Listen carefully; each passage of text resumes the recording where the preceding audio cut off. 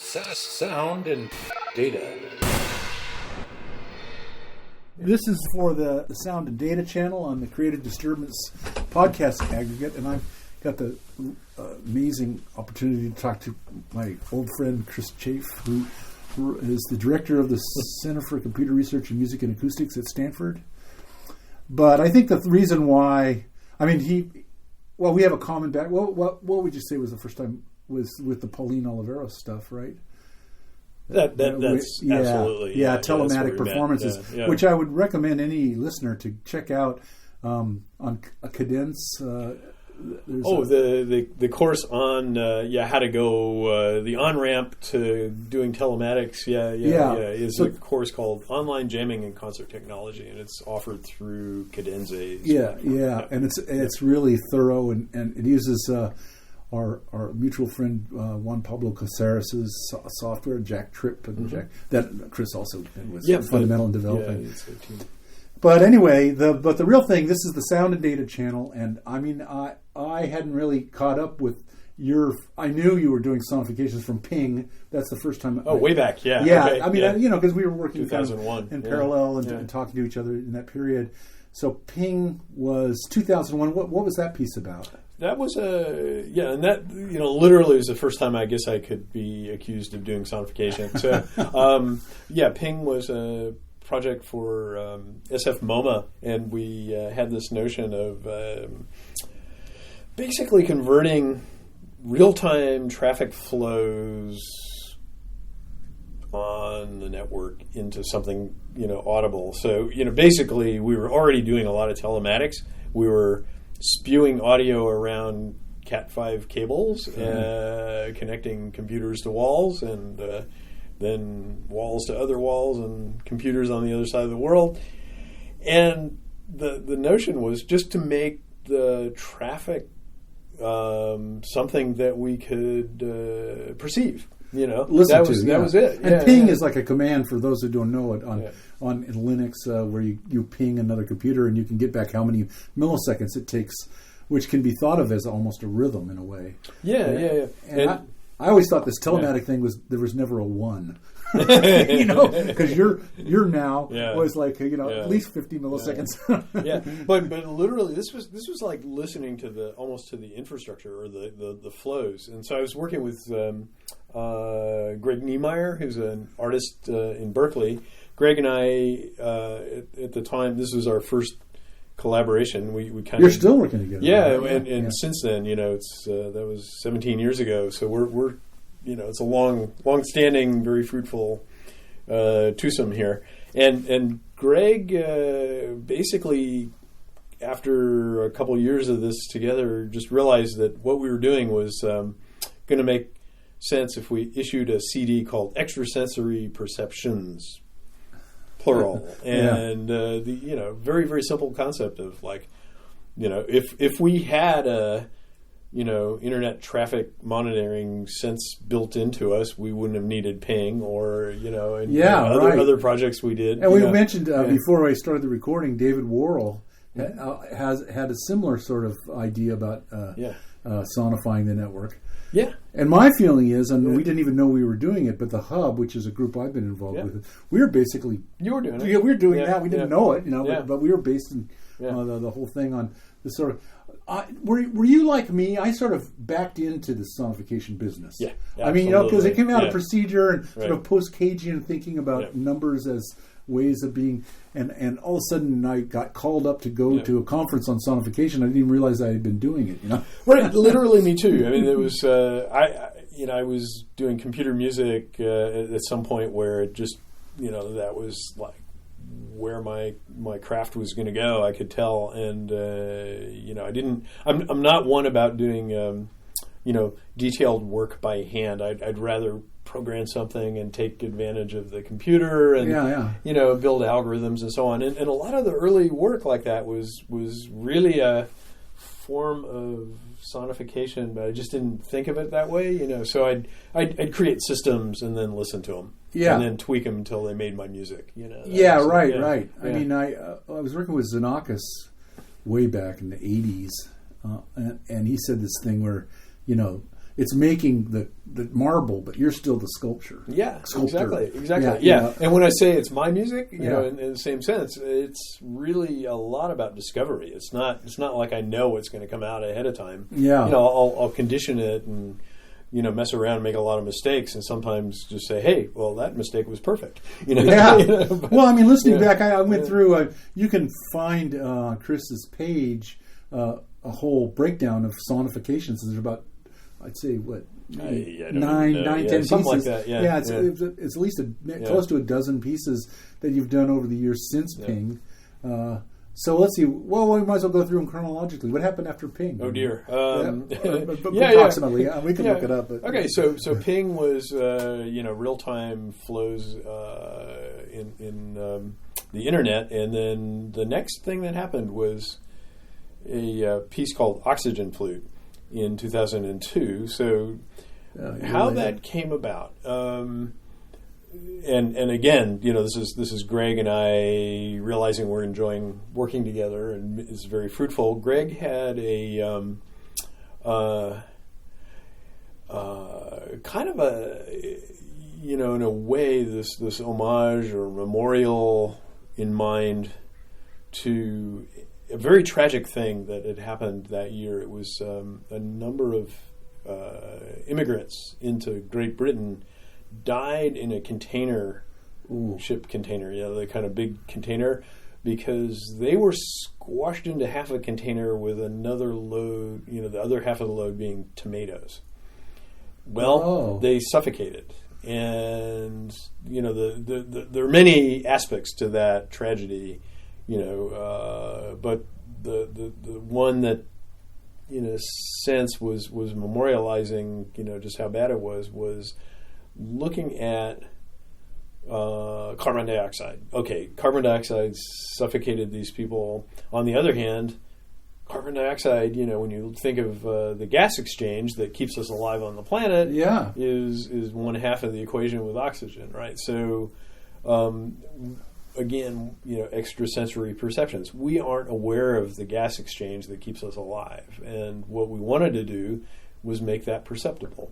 So we built a growth chamber full of bamboo that you could walk into, and this was in the museum. So, you know, the sort of rubbery neoprene walls that were translucent contained a large stand of bamboo and a gantry that you'd walk up and stand in the middle of this forest, and you're kind of clammy, and you'd feel the plants, humidity and stuff. Yeah. But it had a very, very accurate carbon dioxide gas sensor that was taking readings at some very rapid rate. I don't know if it was millisecond or something like that. And it was, you know, high quality. We could literally look at the data and know if someone was in there, or if there were 2 people or 3 people. Just by the from amount of CO2. excelling. Yeah, cool. And that that project, again was kind of inspired by this tragedy, as I mentioned, but not directly yet. You know, sort of making a kind of statement, you know, in terms of the was what that we all know about, like your inspiration, but not actually. Well, you know, I mean, narrative. I think what it is was it captured Greg, you know, and if I've got the chronicle right, I mean, I may be off by one project here, but we started working with CO2, and then eventually with tomatoes. Right, I saw the tomato pieces, and they actually sound fantastic, by the way. Oh, thank you.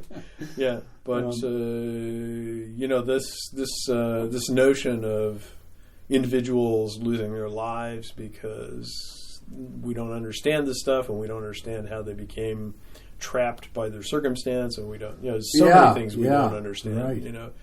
Well, and CO2 might become a thing. Well, here we go. Yeah. I hate to call it a growth industry. Yeah. Oh, bad.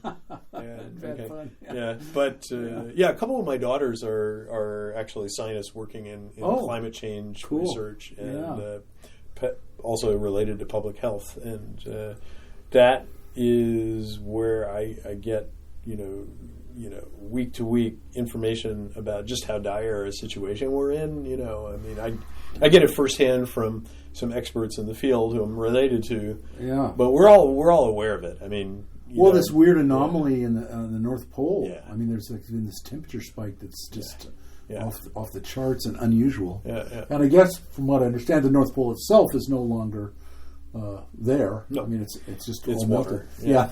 It's a big lake. Right. But even in our immediate surroundings, I mean, everyone has stories, right? Yeah. And what's really interesting is you go back to your grandparents' stories at this point. Yeah. And my wife's father used to go out and drive on Long Island Sound in the winter. Because it froze over. Can you imagine? Oh, yeah. When You'd he was be a nuts teenager. anyway. Yeah. But Yeah, right. But, yeah, he was a teenager for sure. Yeah.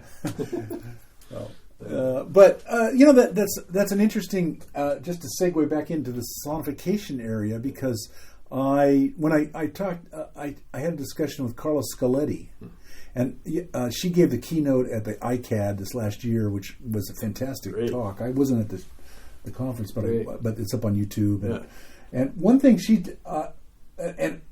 corrected me in the middle of the interview. I was talking about something like these pieces, and she said, "Well, what you're talking about, though, I would call that music and not sonification." And it was like this weird moment for me, like a light bulb went off, And she calls it like a three-legged stool. There's like vocal, and there's music, audio, and then there's sonification audio, which hasn't really been recognized as a separate thing.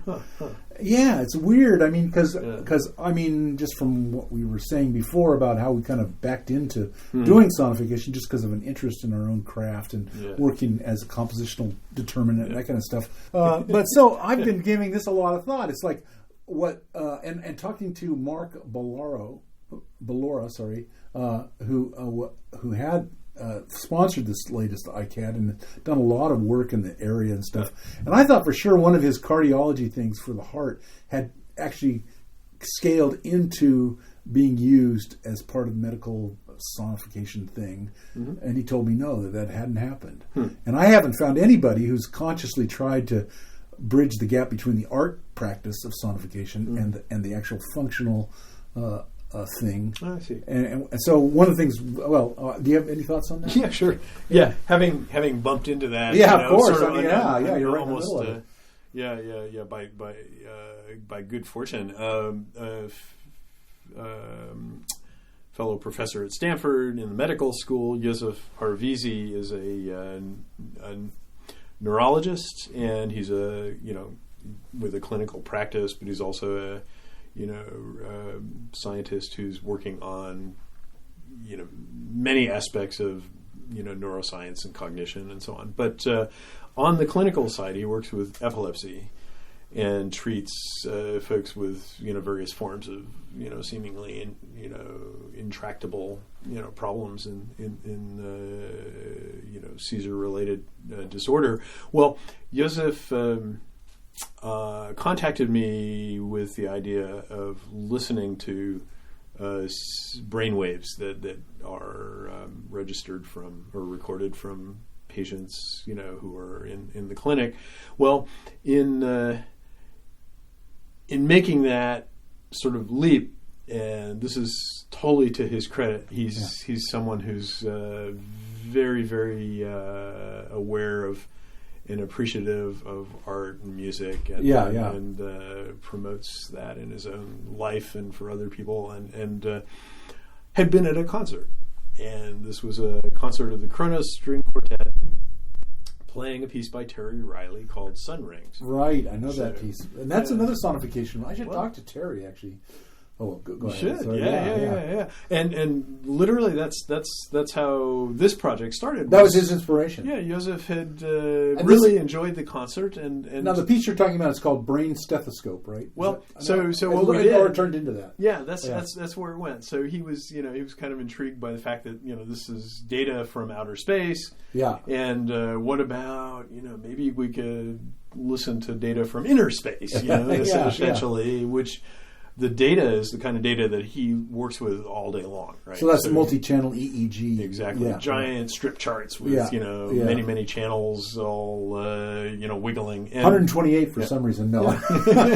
Exactly. So for Joseph, there was this curiosity, what would it sound like? Would there actually be some sort of signature way to recognize when someone is seizing just by ear, and he was absolutely right. So we began a project. Yeah. And now back to what you were talking about with Carla. Yeah, did it scale? And that's stuff. the question. Yeah. So the project, and this is now back several years. I mean, he contacted me in 2009. After having heard Sun Rings, and we got involved with some data sets from some of the clinical work that he was doing, and immediately that fork in the road started to present itself. It's like, okay, are we doing this for just for, say, my purposes, which were like, I'm just totally getting off on the rhythms I'm hearing. I've never heard any rhythms like this in anything I've ever done in music. And they're real. I mean, they're music, for sure. This is a new frontier in music for me. Yeah. And the more I'm delving into it and kind of developing translations of data to music, the more intrigued I'm getting. I even sort of coined a word that doesn't exist in the English language. I think I started talking about musification because I was really after. We're actually using that too. Yeah. Oh, good. Yeah, well, it's a natural. That's great. Yeah, we should talk more about. Yeah. Well, this whole idea of standardization actually is where I'm heading. At least our research. Okay. Because I think the only way it's going to, the techniques that you're using with what became the brain stethoscope, from what I understand. That's what you called that piece, or right? Yeah. Well, now it's a device, and I'll finish the story. Oh, go ahead, finish the story. If you want. No. Yeah. So anyway, literally, I'm sort of exploiting this for my own devious musical purposes. Exactly. And on the other hand, we're starting to realize that indeed, it's something that's intelligible. You can actually know when someone's seizing or not by once we've sort of kind of shaped the translation. So is there like a training learning period of listening? Well, for example, when someone does a stethoscope on your heart, not everybody can put a stethoscope on and know what they're listening to. And well, it turns out this sort of binary thing of like, is the patient seizing or not? Yeah, is I don't know. We're hitting the 95% accuracy with almost no training. So it's just pretty clear. So, I mean, if you look at the brainwave in this case, it's pretty clear too. There's large amplitude, very rhythmic. But, so it's almost like an alarm going off a little bit. But hearing it directly in real time gives you an instant readout on that Are decision. There any cursory sounds that lead you to believe that an epileptic fit is about to happen or anything like that? There's often a very high frequency tremolo for about 15 seconds ahead of time. But don't quote me on that. But don't quote me on that. I'm not the neurologist, but I've heard it a few times, and it seems. Well, right there is another big problem is. For all of these things, I've been calling them like boutique projects because you get to know the scientist, you kind of half-ass get to know something about the science, but you can't, like I'm not a clinical neurologist or whatever, there's just no way I could get that kind of understanding and still have the understanding of music and computer music techniques and all that kind of stuff that you need to do this stuff. So team effort. Yeah, it's a team effort, which is great. I think it's the new era. Yeah. I'm proud of the work with the Hub, which is sort of a kind of a version of that. Yeah, we're all separate composers, but we were able to do a cooperative. It's the only way you could get there, right? Yeah, right. It's the only way you could do computer network music anyway. And there's ego things that happen and all that kind of stuff. But that's true of anything, Yeah. But we're actually you're actually making a thing now. We have a device and a company manufacturing the device, and it's for sale. And we cleared FDA trials, and we're offering something that's proving out very nicely in practice. Oh, great! And, So yeah, we call it brain stethoscope. The company's called Cerebell, which is Ceribell. yeah, And I'm learning a lot about the medical device profession, Yeah. by hanging in there with this team, which is now. I mean, they've done all the heavy lifting. To Yeah, take yeah. it Well, from concept. but I mean, this is my advocacy for the whole thing. Is one of the problems. The reason why this is not SIGGRAPH, why ICAD is not SIGGRAPH, it has to do with this integration of the arts. Or at least a craft. I mean, maybe not take it so far as being art, but there's a craftsmanship that needs to be present. I mean, when I was talking about Michael Winner's thing with emotions, you need to know that the resolution of a German 6 chord is going to have a certain sort of emotional contour or something. Not necessarily, but the kind of things I'm talking about. That's certainly true in Terry Riley's piece and in a lot of your pieces. You hear in all of your pieces, you hear this musicality that's coming through. That's important. I mean, but I think that's what we can contribute as exactly. musicians. That's the part of the team that we can play, but that stuff. Getting back to my idea of standardization, has not been standardized. Right. And you think it ever could be? I mean, I'm really curious about. I don't know. Well, we're working on these trainings. Right now, we're working with the idea of ratio. Just how do you use sound to convey ratio? And I actually was working with a neuroscientist with this DARPA grant last year, Guggen Wig, and we did a bunch of versions. But one of the things that we did that I'd like to get your feedback on, what you think about this, is we had one set of data with one visual representation, which was a Circos diagram, and then we used 5 different techniques of sonifying it. And so the user could choose, whether it was a chord, whether it was a melody, whether it was a EQ of white noise, sure, or EQ of actually I did the Ramones "I Want to Be Sedated" just as kind of a joke,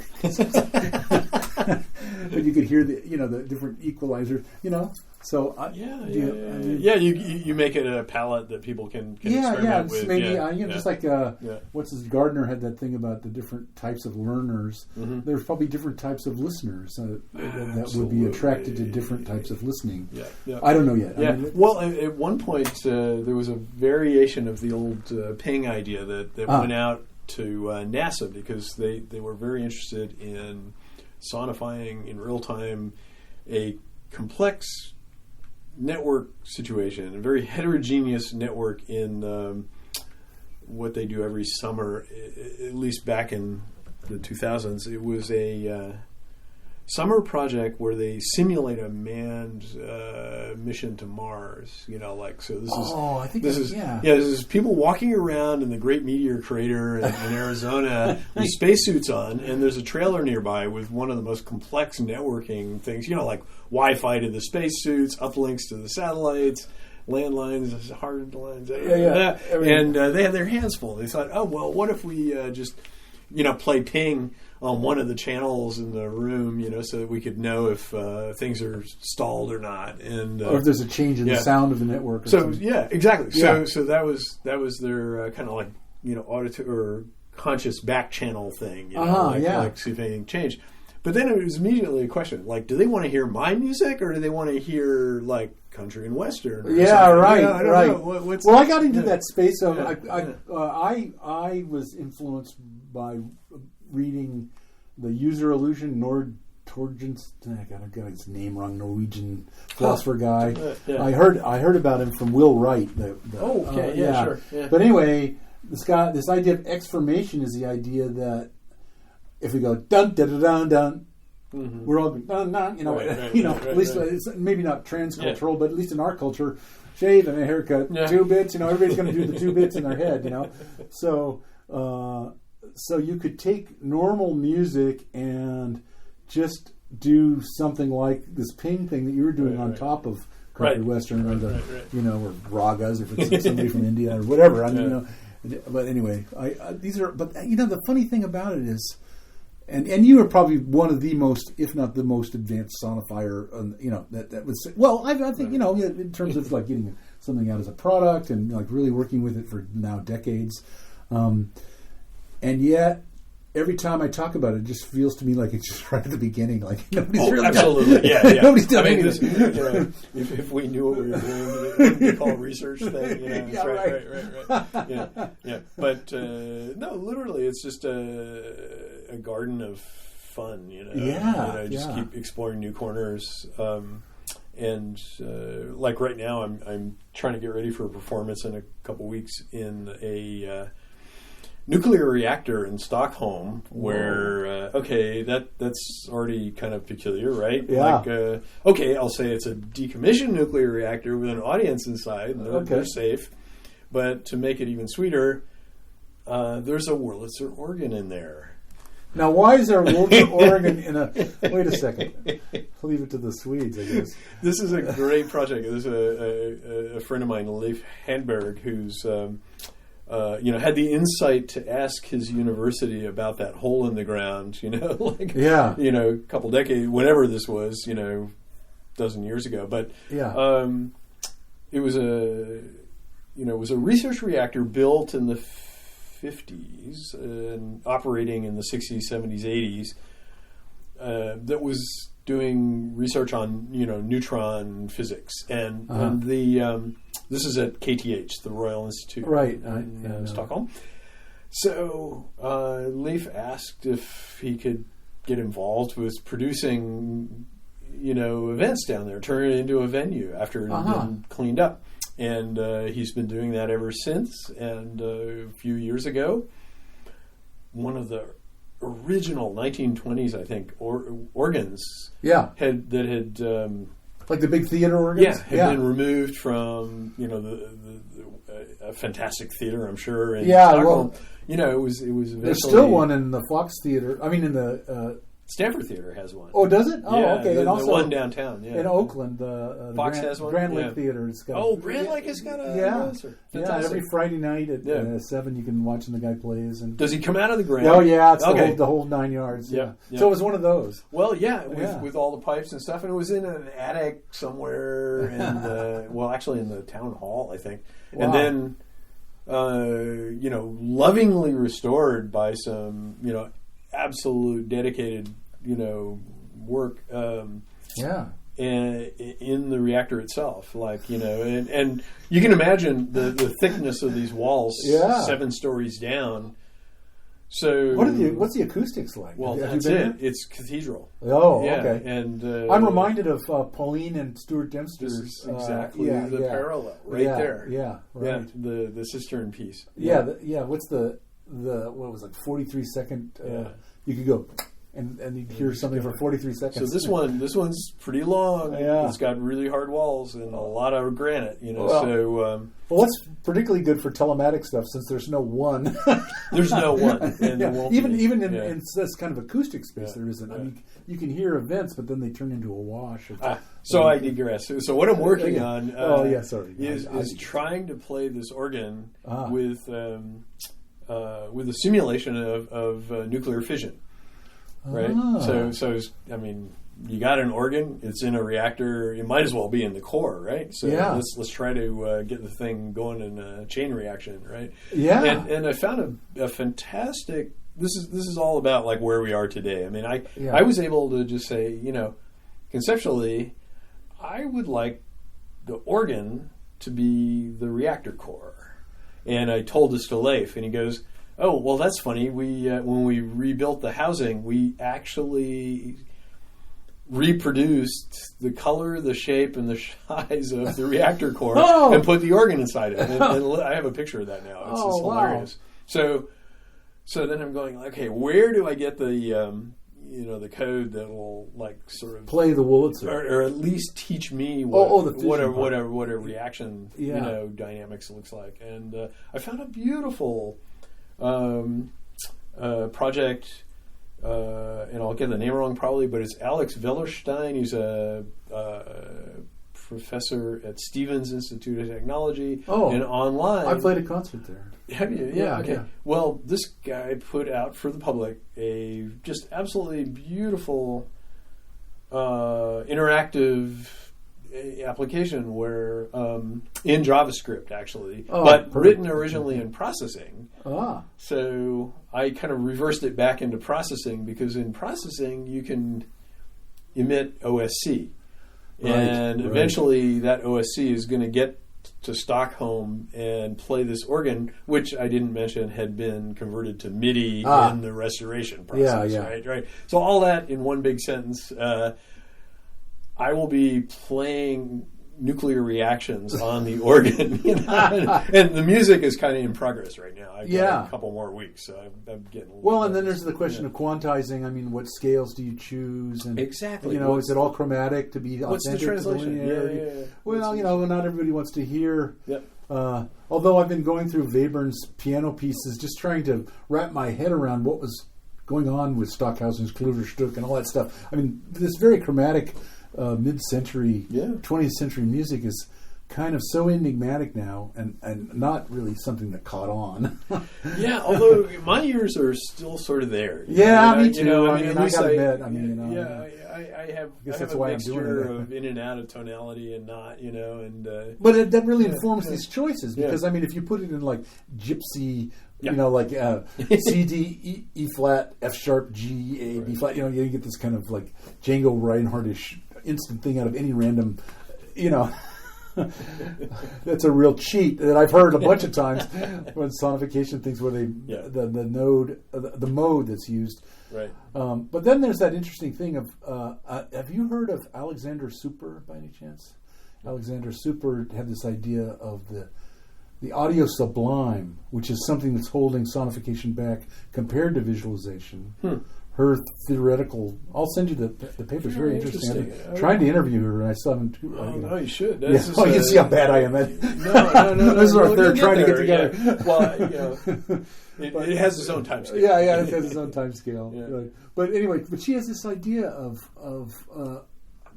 even scientists that are working, like your friend with the neurologist that's working with that once he passed this, but a lot of scientists think it's a novelty and that it's just going to kind of trivialize the seriousness with which their colleagues will take their work and that kind of stuff because people are expecting something sublime out of the musical gestures that come from data, and this is a really problematic thing because not everything is going to sound beautiful. Right. In the same way that not all bar charts look good or something, or do any. But we know what they are. We don't need to have the standardization thing happen with them. Right. And everyone has their own sort of like spread of what they call music, or will be able to open filters and then start to become music. Right. I find not just among scientists, but it's a changing world that more and more the ears, our ears are open. More and more, I can do just jam sessions with people that I've never met before, and we have almost a common language, which is a language that I thought was extremely esoteric back in the 70s when I was into free jazz. And, right. But you're improvising on your cello. Yeah, I can play play cello or bass or electric or But the fact that I can just start making music spontaneously with people around the globe, and we don't have to talk about style. It's there. I'll refer back to Pauline Oliveros with the whole idea of deep listening. If you get into that space where you're really listening, but there is this kind of common language. I think you're right. That I always think that like when Tom Duff, who works at Pixar but is a big fan of and supporter of new music and has these house concerts in Berkeley. Yeah, I've heard. Yeah, they're great. Especially because Susan, his wife, puts out a jigsaw puzzle, and there's nothing like listening to free improvised music while you're solving a jigsaw puzzle. I love it. But anyway, I digress. The main thing is that all my experience of the pieces there, and this is just my own personal take on it, though, but there is this moment when everyone knows when to stop, when they're really good improvisers. And even everybody in the audience knows that it's the end. And you know what I'm talking about, right? Totally, it's like a thing. And it's like a really clearly... It's poignant, And you know, oh man, don't go further. Don't stop now. And then there's always someone, in a bad situation, there's always the guy who goes, oh man, now we got another 10 minutes to get there again. Get back to that. What I characterize as the beautiful death. But I don't know. That's great. Well, we can go on and on.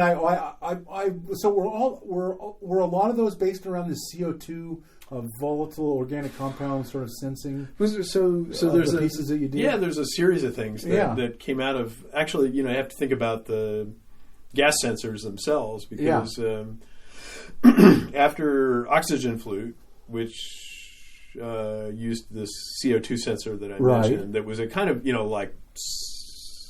very scientific grade publication quality, several $1,000 instrument.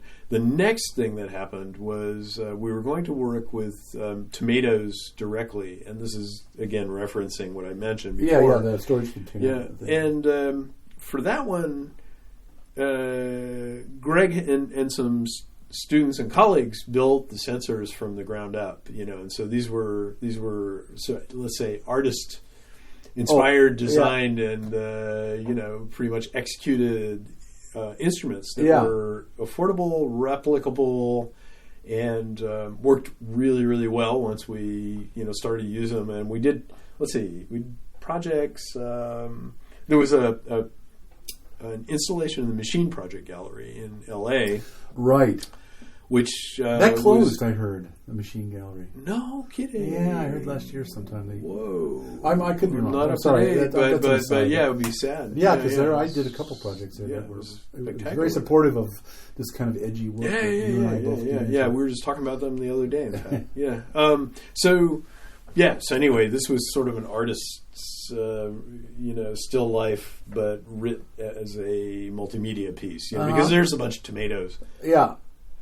That's it. Yeah, right. So you're listening to a bunch of tomatoes. Well, it turned out there was a lot going on in those tomatoes. And, well, that's I just this summer did a piece with my friend Bert Barton, Talking Trees, which was using VOC sensors and sap flow sensors and moisture and all that in a live concert setting with a big tree, stage right. What kind of tree? It was a giant cedar, that just happened to be stage right. Bergijk, Netherlands, in the south near Eindhoven, essentially. Awesome. Yeah. We're going to do more of these. I mean, Bert is very active. Yeah. Well, the cool part of that piece, and it has to do with this improv thing, was the voltages that ended up coming off of the conversion of the live sensors on the giant tree went directly into a big Eurorack synthesizer that I was playing. Oh, I see. Yeah. So there was no computers at all, just the just voltages. And then I was sending those across the stage to this guy Tice, who had a giant Moog, old style modular Moog 3P, but more than 3P, but like that style of Moog. It was a very interesting. And then Bert was playing data that he had massaged using he was using Peter Stone's symbolic composer to take this data from a tree for every month.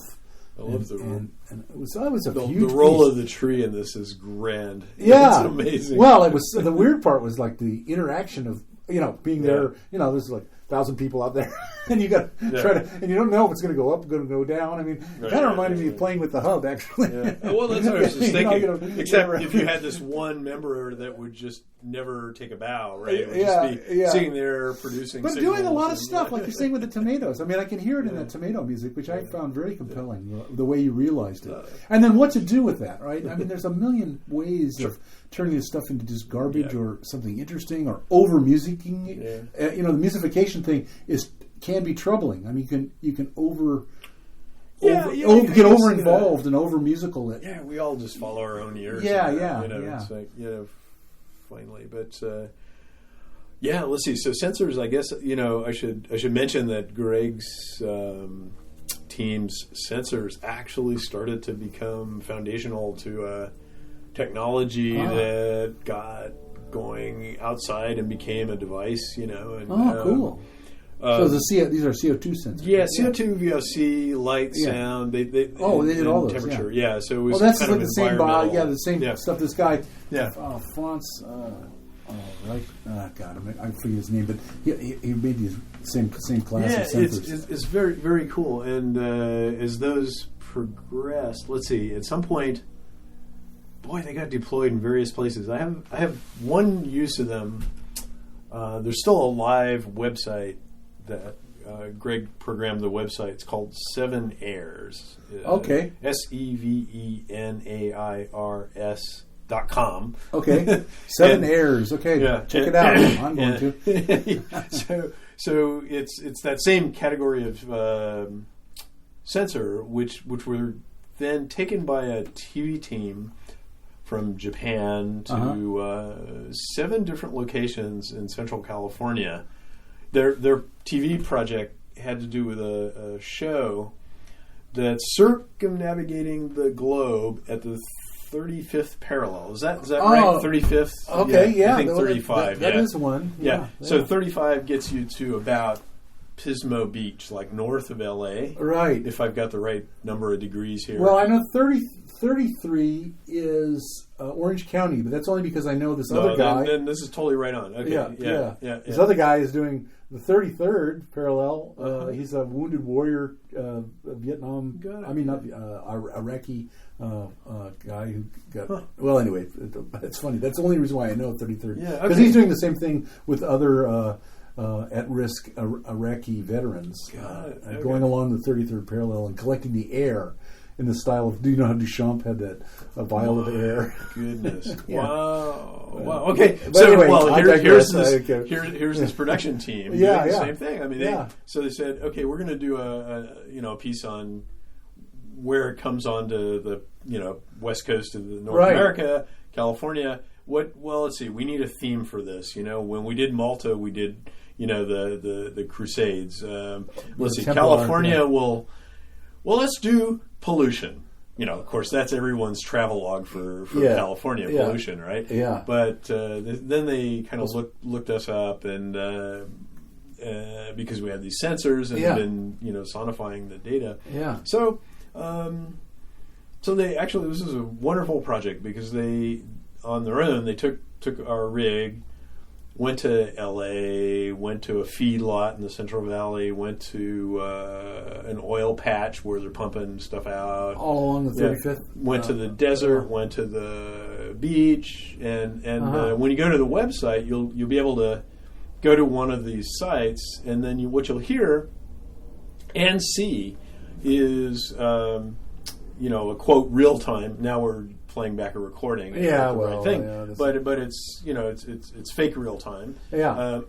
So what you're hearing is a recording of, say, 15 minutes from the beach, and you'll catch the change in carbon dioxide, change in VOC, and you'll hear a really marked difference between those sort of places that are open and desert beach and stuff. And the feedlot probably sounds quite a bit versus a feedlot versus LA, and they got into trouble down at the oil patch when they were doing this. All sorts of great stories that made for good TV.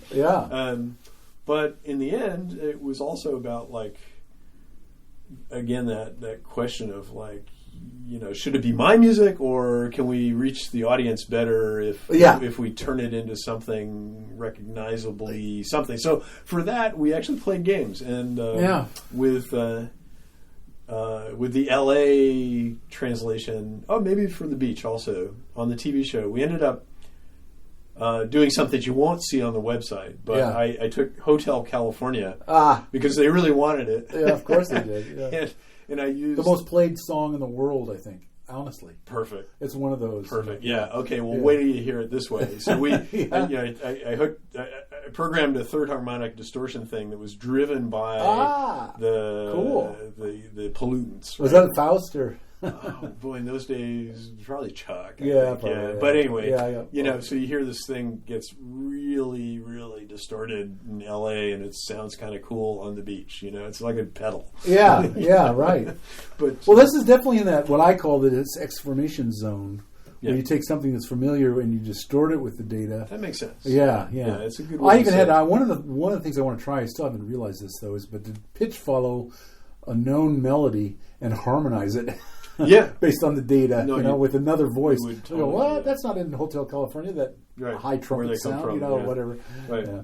But anyway. Yeah, but we did learn that by listening and seeing the graph, this basically you're following the some indicators of where you are in the graph as you're listening, and that's super powerful.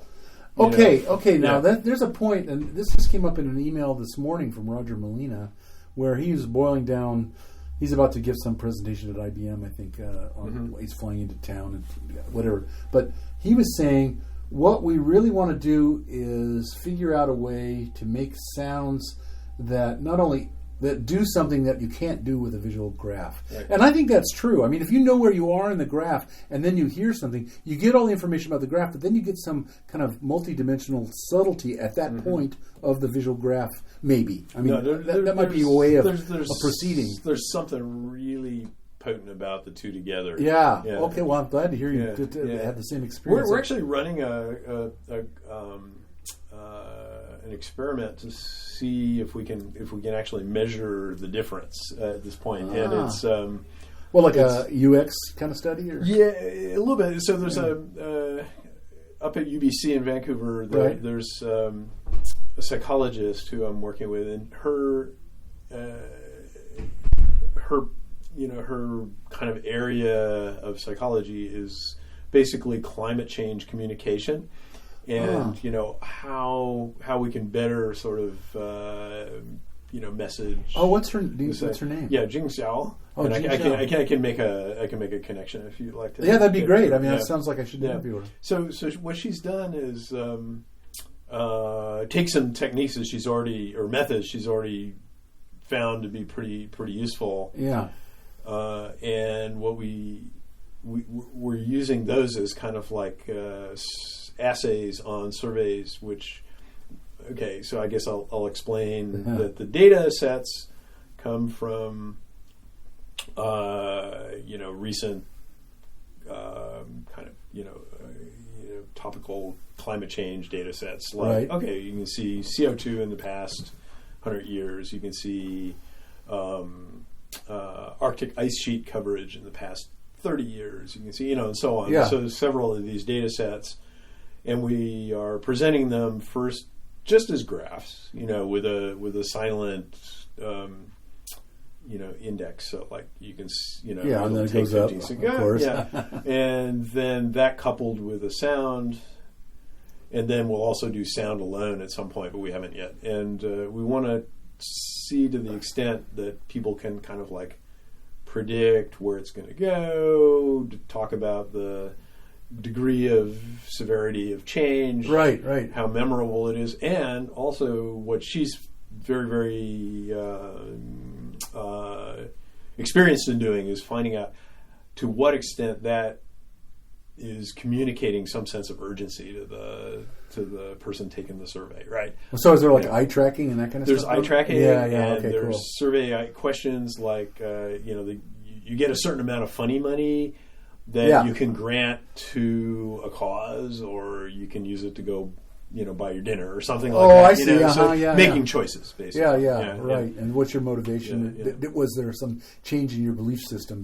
That's what she's at. Yeah, you got it. Oh, that's cool. So we're that's what we're doing. I mean, it's UTD. We're kind of in that. We're headed into that area. Right. Well, we have these training modules for listening that we're trying to get set up for UX. It's still in the early days, but perfect. Well, one other thing I'll just bring up is this idea of using Jupyter notebooks, which are these IPython notebooks that they're using for training initially computer science, but it's kind of spread. There's like 6 million users now. I'm like when you said the nuclear fission thing. Do you want to get out of the sun? Yeah, I can see it. It's coming down low. It caught up with me. Yeah, here I'll it's turn so great that being way. near Lake Lagunitas, my childhood swimming hole.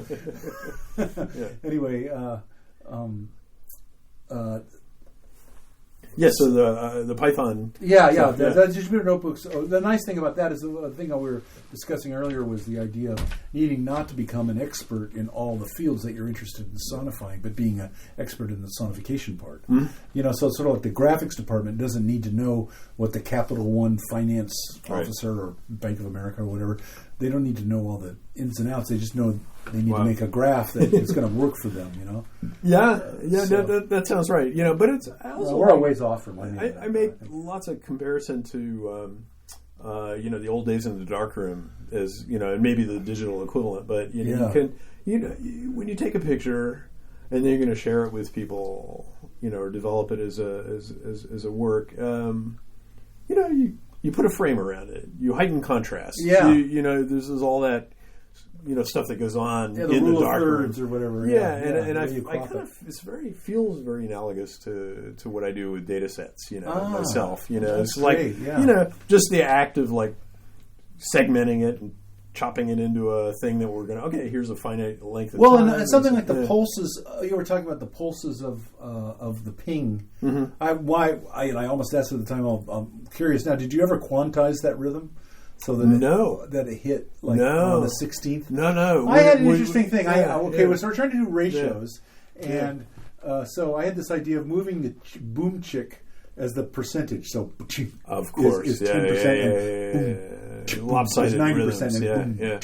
No, that makes sense. But what's weird is when you vary it like 52% or 60%, suddenly it just sounds like it's just off. It's because your mind is dividing it up into 16ths, and when you lock it to 16ths, probably better than 30 seconds.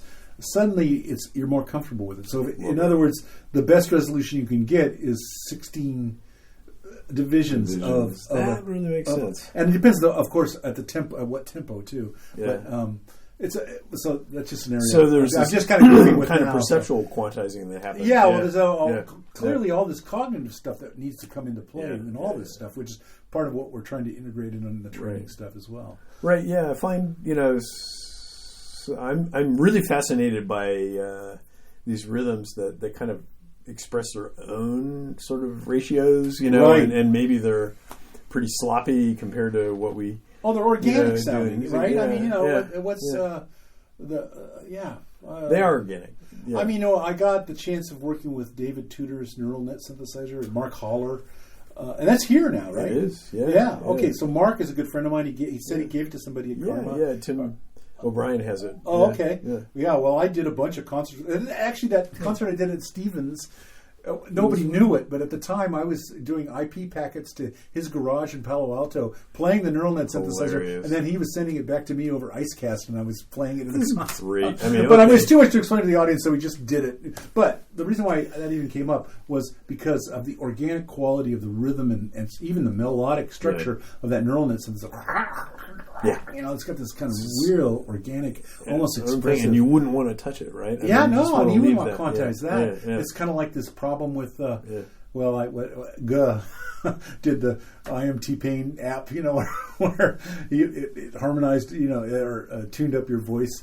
Or Cher did that tune, I believe, and now it's on everything, and I just it drives me crazy actually, because the expressivity gets squashed in that. Hey, listen, I think we've done more than enough. I hope. There's probably a commercial break. Yeah, commercial break or something.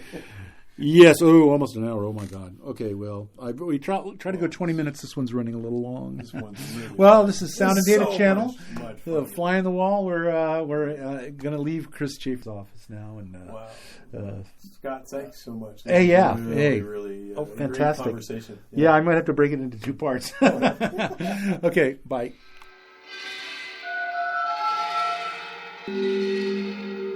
Sound and data.